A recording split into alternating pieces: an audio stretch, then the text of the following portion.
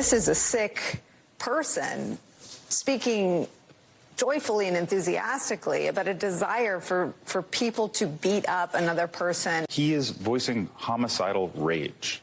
Let's not... An enthusiasm. An enthusiasm. Where's the red line? It is this depraved indifference to violence. This is an explicit acknowledgement of racial superiority. In the sense that this is worse than other things he said, the text, because it is an expression of homicidal rage. This is not the last that we're going to hear about text messages that are promoting violence and promoting racism coming from Tucker Carlson.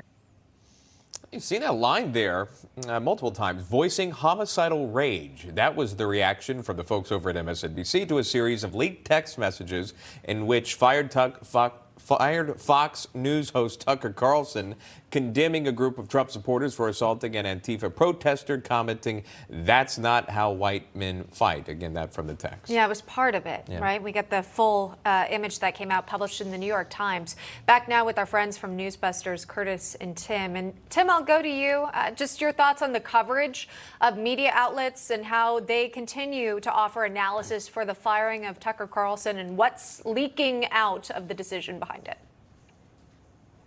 Well, we should start by saying white men have been known to mob up and beat on somebody. That's happened. But the whole notion here, that whole clip package you showed is a bunch of people lying and misleading people, because obviously what he said in there is he goes on to talk about how he started to feel for the person being beaten and how horrible that was, and how this guy is a mother and so on. So for you to totally leave that out and summarize it all as depraved indifference to violence is a lie. It's the kind of stuff that MSNBC does on a routine basis. MSNBC not alone in blasting Tucker Carlson. ABC News did the same. Here's that in terms of the text messages. For years, former Fox News star Tucker Carlson promoted racist views on his show, the highest-rated program on Fox. Now, the New York Times has obtained a text message from Carlson that shows he expressed similar views in private, too. Viewers had long heard Carlson give voice to a message of white supremacy, especially on the issue of immigration. We have a moral obligation to admit the world's poor, they tell us, even if it makes our own country poorer and dirtier and more divided. We reached out to Tucker Carlson and to Fox News for comment, but neither has responded so far. Curtis, your thoughts on that of ABC News doing their due diligence in their reporting there?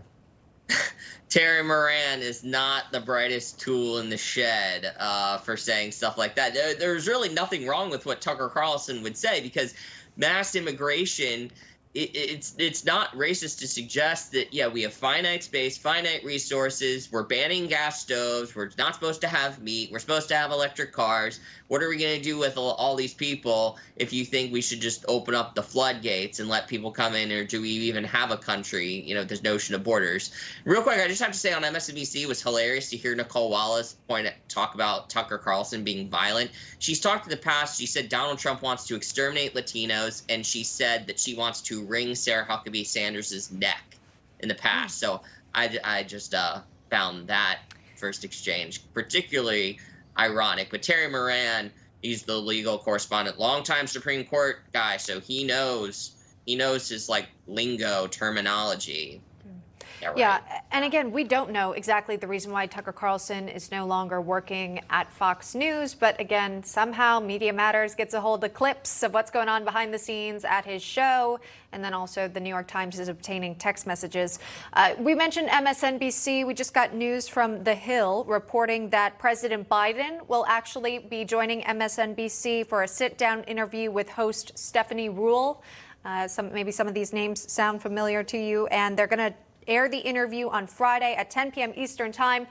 Tim, we haven't seen the president take many questions in press conferences, and now we've learned he's headed to MSNBC.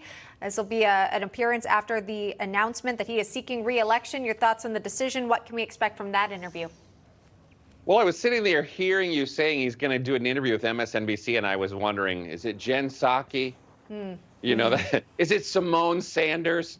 Which of his former employees is going to interview him? But Stephanie Ruhle, much different than those people? She is an economic correspondent, so you would at least expect that she might press Biden a little bit on how the economy is doing right now. But I think that you're going to get, I think, a pretty predictable softball interview for Biden. But good for him, you know. Take a little step out there, walk out there a little bit, give us some stuff to chew on.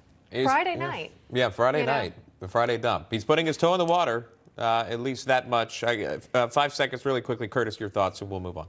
Stephanie Ruhle, she's referred to by our Kevin Tober's economic dunce. She said inflation is something that Americans are prepared for, so not the brightest tool in the shed either. All right, so there it is. President Biden finally having a sit-down interview, this with MSNBC. That was announced this morning. Curtis Houck, Tim Graham, thank you so much. Enjoy your weekend.